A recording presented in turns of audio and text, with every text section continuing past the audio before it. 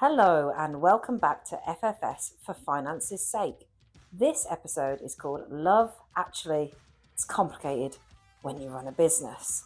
I'm Rachael Harrison, MD, accountant, business owner of the firm here in sunny Warwickshire. And today we're going full therapy session. Joining me is James Brookes, founder of Llumor Systems Ltd, a marketing business that's just coming up to its first birthday.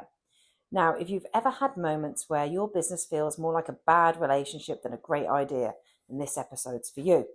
We're going to dig into the messy middle, those moments when the buzz fades, burnout creeps in, and you're wondering why you ever said yes to this in the first place.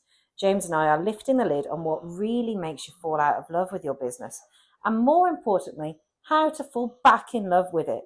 Expect some truth bombs, a few laughs, and genuinely useful ways to stop resenting your own business and start enjoying it again.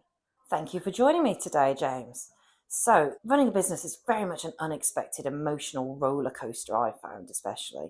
In your first year reality check, what caught you off guard? Hi, what caught me off guard? Oh, so many things. What caught me off guard, I think just how chaotic everything is. Just a different. I come from the corporate world before I was let go mysteriously for actually starting a company up. But I think I had an overall plan of what I was going to do, and I thought it was a really good plan until I started doing it, and then everything it was like house of cards. One thing fell, and the whole thing fell down. The service options were still good, and I think we did provide a really good service to our customers. But it's just so busy. It's not 9 till 5. It's all day, every day. And even when you're with your family or with your friends, it's still in the back of your mind. It consumes your thoughts, doesn't it, constantly? Yeah, it's the 3 o'clock thing. I wake up 3 o'clock. Not every day, but I wake up a lot of the time at 3 o'clock and go, oh, I should have done that. I think it's just had the chaos of running a business. Well, what are the aspects that you didn't anticipate? Because obviously everybody goes into business because they're good at something that they do, whether that's HR, recruitment, construction. You go into it because, you're a great HR consultant and you're a great marketer. But what aspects of the business didn't you see coming? I think it's the systems. I come from a systems background, and part of my previous job role was ISO 9001, creating systems for companies. I didn't see how robust and how stringent business operations have to be before they're in place. You kind of thought you knew it all in your head and it would just fall into Yeah, place. yeah. And then it doesn't. Well, that's an excellent point. I know I personally think getting the right systems in early on is an amazing step forward. Personally, what's one of my biggest regrets is a real lesson learned. I should have invested in the right systems at the start of my business. Doing migrations has been extremely painful. And then having business friends, such as our friend Lee at Cirrus, he brags how he set up his systems from day dot. He knew what he was doing. He went in with a plan and he had everything set up, and he didn't care about the cost. It was like, we're going to be a big business. This is what we're going to achieve. We're going to do this right from the start. And by God, did he get it right, because the headache later on. I think Lee's a really interesting one because he's obviously been in business before, made the mistakes, and then learnt from those mistakes. Whereas I think, especially for me and you, Rachel, this is our real first go at growing something Huge. And once you create a monster, you then have to control the monster, because when you get customers in, the customers are really demanding. And we went through so many things, especially with price points. And I find this absolutely fascinating that when we first started the business, as same as everyone, you chase money. And when you chase money, your prices are really low. And when you chase low value customers, they're just so demanding. And the demands then put stress on the system that you have in place. And then it's like house car, everything just falls down. So one of the first things we did was up prices massively. Yeah, so it really does make sense to research the market first and make sure your pricing is competitive. Obviously, you haven't got a huge history in business, so it doesn't need to be cheap, but it needs to be competitive. If you go too cheap, you do pick up the kind of clients who are going to move if someone else offers them a tenner off. They're not going to be loyal to you. They just perceive your value differently, I find.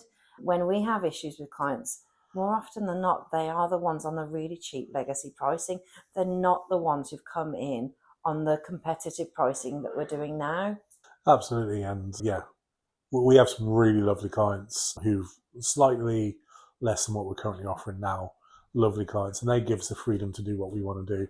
What we feel is people on a low, I think people who chase money themselves want an instant return, and because they can't afford what your service you offer in full, they're desperate for 500 quid or 1,000. You paid you £1,000, therefore they want immediate return on that. Whereas our prices have gone up slightly since then, and our customers now just give us the freedom to do what we need to do, and because that works you're really well. working with your ideal client now. Yeah. That's the difference, isn't it? And it does span lots of different industries. It's the same. People don't save for their accountancy fee, and those that don't save for their accountancy fee and aren't going to save for their tax bills and they're going to be a pain in the bum, they're not our ideal clients. So actually having a higher price point will weed out the clients that give you a headache at night. I think that's an interesting point. I think when I started the business, nearly 12 months ago now, I genuinely didn't think it would be a success, and I didn't expect the growth that we've recently had. So therefore, VAT bill wasn't a problem, because even though we were VAT registered, it wasn't a problem because we didn't have any customers. So therefore, it's not at the forefront of your mind. And the way I work is quite big picture anyway, so it's kind of secondary. So I guess in your industry, it's quite difficult chasing startups, but I think startups are the ones which desperately need the support. Yes, very true. Or they need a bit of a nurturing around them. I think one of the things I learned from Lee actually was the VAT pot. So he's got multiple, and I was just like, there's bits I've learned from you and bits I've learned from Lee, where the VAT pot, the dividends pot, and everything like that. So we've set up. So you can monitor your money and you can see it. You touch upon parting ways with, shall we say, less desirable clients where the match isn't quite right. What's your approach to this? Because I think it's an excellent tip for business owners who are falling out of love with their business and clients that are just driving them crazy. How do they part ways with those clients? So I think it's quite interesting. I think we always, unfortunately, go back to the contract and the proposal. So we look at the proposal, and then we actually over deliver. So we part ways. We try and part ways on good terms. One of the personal things for me is I don't want a negative Google review, because a lot of our pay-per-clicks and stuff is based on that. So we always look at the proposal. We look at what we've done. For every single customer we have, we always ask, have we over delivered? And that's what we try and do. And that doesn't change with customers leaving. So we try and leave on good terms, and we try but we're honest with them. We up our prices. We say, look, these are the prices, and we are happy with customers, legacy customers or customers leaving, to come on board with us for the new prices. But we do outprice ourselves, but we leave on good terms. That makes sense. So you up the price, and then it's up to them to come onto the new system and the new pricing. We part ways. We have a mutual client, Kat, and I'll hold my hands up and say I completely carbon copied what she does. It's fantastic. And it's just a very nice, I think there's a mismatch here in terms of things. You're not happy with the service we're providing. We believe the service we're providing is very good. And I just recommend that you find another accountant. I think it's, a nice parting ways thing. And so far, touch wood, so good. It's been met positively. And everybody agrees it's time to part ways. And then hopefully everybody's happy until they realise they're not going to get an accountant on the legacy pricing that you originally quoted them. Yeah. I think it's quite interesting because there's a slight price point difference between our services. Oh, just a slight one, James. But we're 15 times more expensive than yours. And that's true, we are. But I think in all seriousness, when people are paying us a lot of money, they expect a slightly different service from us. So we absolutely do go the extra mile. And, do we really drop a customer? Not really, because they use our CRMs, they use our systems, and we always are in contact with them, and we are always at the end of the phone. So, we stop servicing customers on a month-to-month, day-to-day basis, and we go on to ad hoc support. And it seems to like that. The other thing as well is, I think we had this conversation the other day, that I've got a tendency to say yes, especially to my friends, Lee, you. I think Lee asked me for something the other day, and he said, "Oh, can you do me a favour?" And I went, "Yes." And then, that's how I got you on this podcast. Yeah, it literally is, yeah. But I think it's critical when you're running a business and to systems that you don't say yes. And we found ourselves, and these are one of the hiccups that we had in the first place, that we were saying yes to working with other people's systems. So what I mean with that is their CRMs. Instead, what we do now is we are the expert in the CRM we use, which is a bespoke package that we create for our customers. So to work with us, it's a prerequisite to use things in the way that we see it.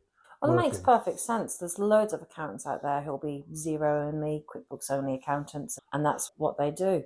So you sort of touched upon boundaries there. How much time off have you had from your business where you haven't worked on it? Since the end of July, 0, maybe half a day. It was quite so.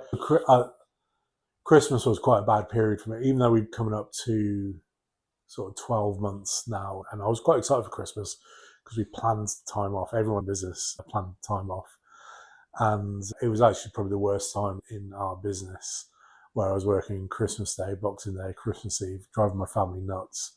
And it's because I had that sinking, when you get that knot in your stomach of, I don't actually know what we're selling. Do you feel guilty when you don't work?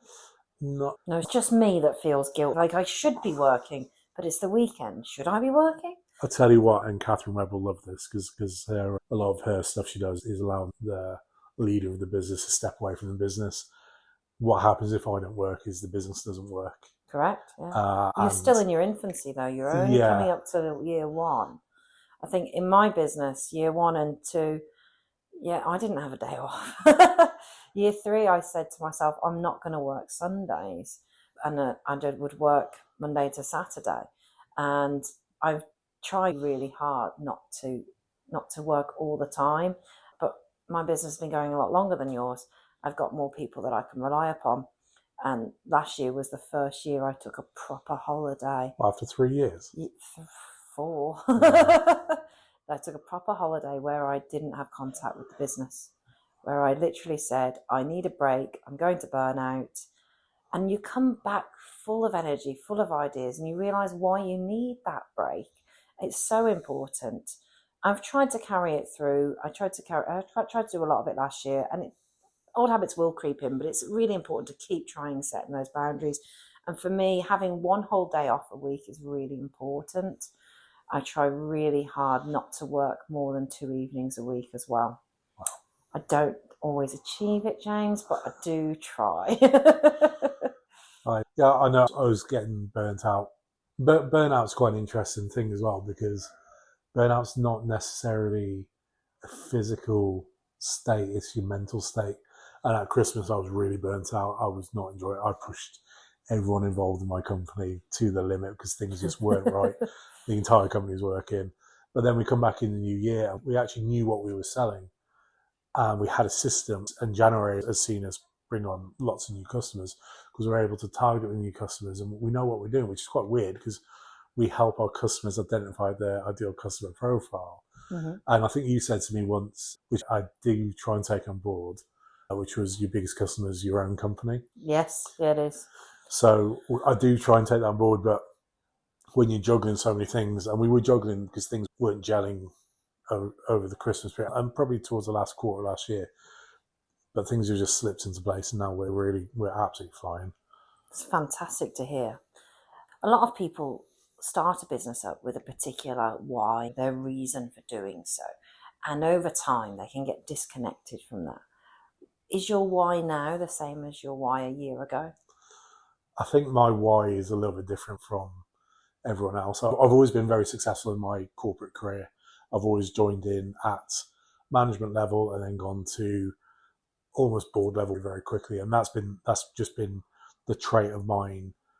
Ambitious, trailblazer, want to get to the top. And being able to read the sort of the rules of play, so being able to understand the KPIs. I'm a really strong believer in not over-exceeding on any single KPI, putting your effort across the board. So I'm able to read KPIs very quickly and just sort of excel at that. But my career has always been short-lived. I've always got sick of working there. I've always wanted it to be better. It doesn't matter how many pay rises I got, and I was on really good money before. Money wasn't what was satisfying you. Do you feel like there was something missing? Is that why you set up business? I think, do you know what it is? I think in the corporate world, you're constantly competing with everyone. You walk into a room, Doesn't matter what level you're at, there's people who doubt you, there's people who are backstabbing you, there's people who speak to directors behind your back. Toxic workplaces and the political environment. And I've never actually worked in a place where, as a manager, where that's not been the case. I'm really passionate about doing well and being a success for myself. And one of the biggest surprises, one thing I like about running my business is I can now walk into a room and people turn to me as instantly as the expert in what I do. There's no second guessing. There's no doubt. I really like that. I think it's a respect thing for me. It's not about money. In fact, I'm not really that bothered by money. You just want enough to live off and have a nice holiday, don't you? But a nice holiday where you're thinking about work. Yeah, but I think the one that I have now is probably still the same. I like proving people wrong. I come from a slightly fractured background and upbringing, and I really do well in adversity. And when backed into a corner, and there's nothing like backing yourself into a corner and going, I'm going to sell my car and start my business. The vast majority of successful entrepreneurs come from a turbulent childhood. They don't know where their next meal is coming from, and therefore they are solutioners, and it drives them. They also become risk takers. It's quite natural. But it's interesting about, reconnecting with your why. I set up this business, very similar reasons. It's always twofold. One, sick of toxic work environments, felt there was a lot of sexism, tried moving industries, and there was just more sexism. It didn't make a difference. So wanting somewhere to work where I felt safe, where the people I worked with felt safe, that was really key to me. And the other half was seeing a lot of really rubbish accountants out there and thinking I can do it better than they can do it. And, SMEs deserve a great service. So it's twofold. And you do find, maybe your business is still a bit young, and like you say, maybe we could do this in a year or so. After time goes on, you can sort of disconnect from your why and forget why you did this in the first place. And it is really important to remind yourself why you set it up and keep true to yourself. One of the big things you can do is, just write down your mission, vision, and values. Write it down. Indoctrinate everybody that comes into your business in your mission, vision, and values, and get them to buy into it. And it will always keep you grounded in what you're doing. For me, it's part of the performance reviews with the team. How are they meeting our mission, vision, and values? Because this is why we set up, and it keeps us grounded and keeps us knowing why we're doing this still. And then you think of the alternative, which is going back to a toxic work environment and dealing with rubbish accountants. I don't really fancy that. I think we are. So we do have these things which are quite loose for us at the moment, but a big selling point for us is the marketing industry is so vague. There's so many grey areas, so many reasons and complexities as to why something doesn't work. But from my point of view, I come from data. And so our vision is to give unparalleled access to everything we do. So every email we send, every automation we do, it's there for people to view, and they can see our success and failures. And we open up the doors. So we have that infancy of a vision, and that's something which is such a big selling point, because we could easily lock. So when we but most marketing companies do lock it down. It's a bit of a USP then, isn't it? You get that insider transparency, the vision. Yeah, but for me, it's that hatred of working, and it is absolute hatred of working for someone else. It's not the individuals involved, it's the fact that you're part of a system which makes someone else money. I can't do that. And it doesn't matter how much money you earn, how much your paycheck is, your bank balance doesn't actually grow that much. That's because you spend it, James. That's true. But it doesn't, I thought when I chased £30,000, the difference between 30 and 25 grand is nothing. Then I went to 50, 60, 70.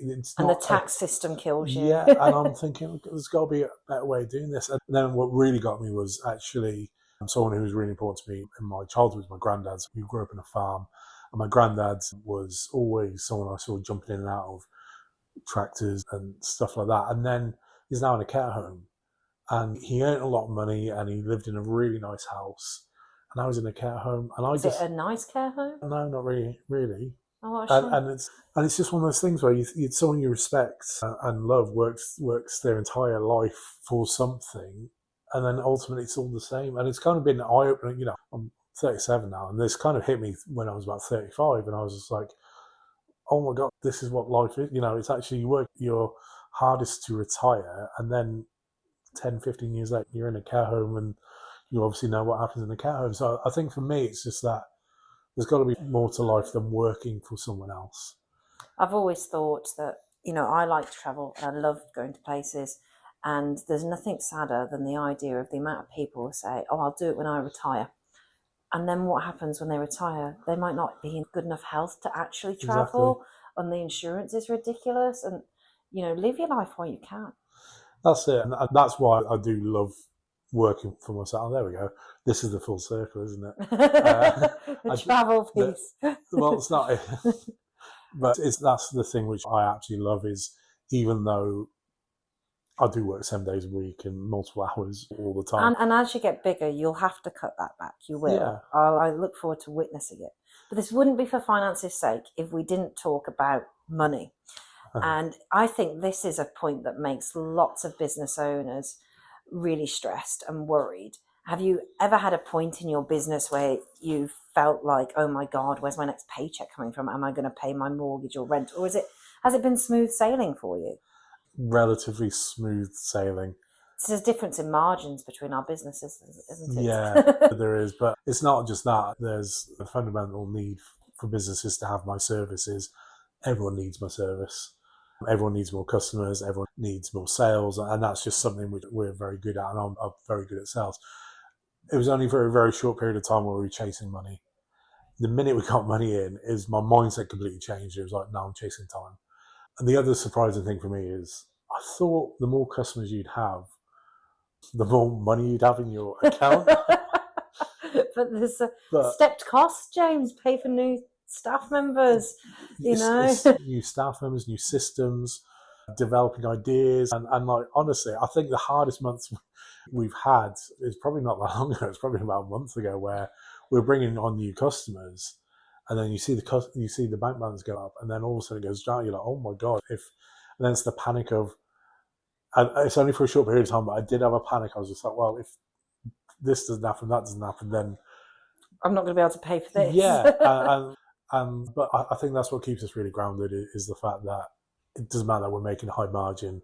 We have an awful lot less customers than yours. And if we do lose a customer, the impact is huge for you. Is huge. And that will always be the case. Well, not eventually. When you've got 100 customers and 10 staff delivering, it would be very different. But for our listeners' sake, I personally have had plenty of times that I've been worried about money, and as an accountant, maybe that's worse, because I can, it's my job to do all this sort of stuff and see it all. But my issue's more been with when customers don't pay, or they don't pay on time. And the biggest piece of advice, again, I can give you guys that came from Lee, again, speaking to Lee, some things that he did from the start. Get your customers on direct debit. Don't penny pinch like I did. It made my life much harder later on. Yes, we've turned it around. Yes, we've got most of our customers on direct debit now. But it was really hairy for a while, and you're spending so much time chasing money, which you shouldn't. You need to be focusing on growing your business, winning the next sale. But get that right up front. And if you can get payment in advance, by all means do it. And again, that's something that you do, don't you, James? Quite common in your industry. Yes. Yeah. But for accountants, it's sort of 50-50. Some ask for payment up front, some don't. And I wish I'd had the confidence at the start to price correctly, to ask for payment up front, to do direct debit. And life would have been a lot easier the last 18 months, that's for sure. How often do you speak to your customers? How often do I speak to my customers? Like, is it because we're in constant communication? James, I have nearly 700 customers. That's what I mean. So I think for us, the payment thing isn't an issue. Although we did have a customer say, surely it's you deliver the service first, then we pay you. And we're like, no, it's payment up front, unfortunately. Yeah, and it's keeping those boundaries really important. And this was a key customer of ours. We were quite blunt, not blunt, but polite but strict, and saying, no, there's a certain element of cost that we have to. So we technically make a loss in the first 3 months of delivering what we do. So it's essential that we have that cash flow coming in. Otherwise, you would have a cash flow problem. Yeah. But and what we do as part of the credit control process is, at a certain point when the customer's not paid, the account manager is involved. They're the person that has that regular contact with the client. And it's, we have a list that goes around every week, making sure that people know who's on stop, even though the system will tell them they're on stop anyway. Oh, so you really have a problem with customer paying then? Yeah, we do. We do have customers that don't pay. Right, But at any point, we've got up to 10, 15 customers on stop. And if you've not paid us for 3 months, why should we be delivering a service? Absolutely. It doesn't make sense. So we involve the account manager in, and all the tasks basically go on pause, so they can see that they're not supposed to complete them. So if the client comes in, they just say, I'm sorry, you haven't paid your bills. And we have to get stricter with it. But it's taken us 4 years to get to that point. But you've just recently changed CRM, haven't you? Which has allowed us to do this massively. Although the old CRM, there was things you kind of could do. It just wasn't obvious enough. Whereas now, when you go onto the task, it's in a completely different colour. It's really obvious. Right, okay. Yeah, whereas before, it was just a note that came up at the top. Again, good systems at the start make a huge difference, James. They really do. I think that's the difference between our business. I mean, we have, on average, 4 to 6 accounts for every account manager. So they have that direct relationship. So if there's a problem, everyone knows, the team knows about the problem. And we're kind of segmented into an account manager looks after X amount of accounts. And then I'm building a relationship up with the businesses to make sure they are paying and stuff like that. And it is always a bit, when you do send the email, you're happy, especially when the terms come to an end and it's time to then go into renew a new contract. It's still quite nerve-wracking because it's so important to us. But it's not about money. It's because it's really pride, isn't it? Yeah, and I think that's it. I'm really proud of what we can do for customers, and I love the ability of supporting them, of what we do. But yeah, I just find it fascinating that you have 700 customers. I can't ever imagine us having 700 it's mad, customers. Isn't it? Have you ever felt like sacking your business? Oh, yeah. Like the amount of times where I've gone, I've literally gone, and thankfully there's been a drive between where I work and home. That helps you work through that process. Yeah, or what I do is it's like a split thought, and I'm like, oh, it's fine now. But there have been times for us, because there's a big delete button on our CRM where we can there's a hard reset I can do. Right. And it's like, don't press the big button, James. Yeah, but we've actually removed it now, because it is not so much now because we have a lot of customers, but I think this 6 months ago, is the risk reward worth it? Is it the problem clients that make you want to quit? I think in the moment they do, but ultimately I don't see them as problem clients. I see them as, when we have a challenging customer, I don't get frustrated with them, I get frustrated with us, because it's always that we haven't done something. It's normally a communication problem. We've not. You feel like you've done things, but you haven't communicated to the client. I feel like we haven't done a good enough job. So, and I always feel like that. So we take customer, we've never had a complaint. That bothers me. That gets me in the pit of my stomach. But it's always allowed for, as a revolutionary change.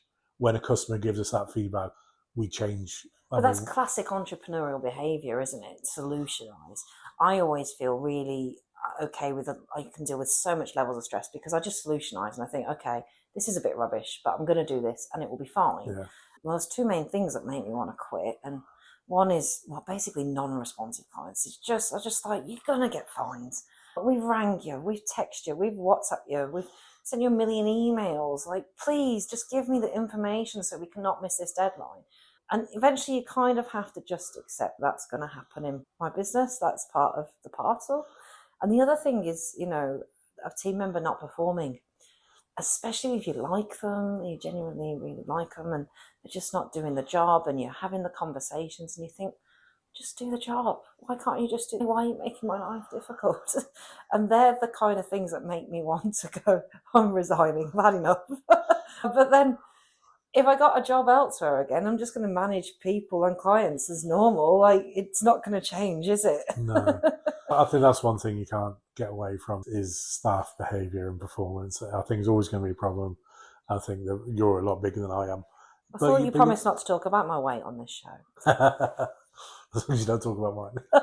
That's another thing. 3.5 stone I put on since running the business. It's mad, isn't it? Yeah, I put on a lot of weight at the start of mine. I've touched wood, I've lost it now. I'm trying it. I'm now trying it. But it does take over your life. Well, final question for you, James. If your business was a relationship, what kind of partner would it be? Oh, Jesus. The most demanding, narcissistic. Why haven't you texted me? where are you? What, are you not home yet? What are you having for tea? Your business is a bunny boiler. Oh, absolutely. Yeah, it's literally like, well, it got to a point where I think I had 189 emails in one day. And I'm like, hang on, we've only got X amount of customers. What's going on? And then that I get happened. over 300. So. And then we've kind of, again, more systemized, the nicer the beast is. But I think it's always amazed me that when she starts something, it just steamrolls and then becomes a beast. And I always find it fascinating in years 2 and 3. Everyone says year 3 is quite an interesting phase of people's businesses, where I think people normally have, if they're successful in year 1, it normally grows, and then I think year 3. You don't invest a bit more in things, and you do things a little bit differently. I think if my business was a partner, it would be, generally supportive but underperforming, and then it would give me like snide comments and things. It would just try and do that, because I feel like every time I want to change something, I have a plan and I put it in process and it's going to change it. It always delays on the delivery. I say I'm going to change CRM system. I say it's going to take 6 weeks. This is my plan, and it takes 12. Yeah, well, yeah, it's a bit of a battleship. You can't stop it. And it's got to a point where we can't stop what we're doing, because we've got 12 other contracts in place. We've got contracts for the services we're providing and services we're receiving. So it's just snowballs, and you just have to. I think my mindset's changed recently, that I'm just turning up to work and getting on with it. It's that hard. And I do know the first 12 months of the business is the hardest. And yeah, it's the hardest thing I've ever done.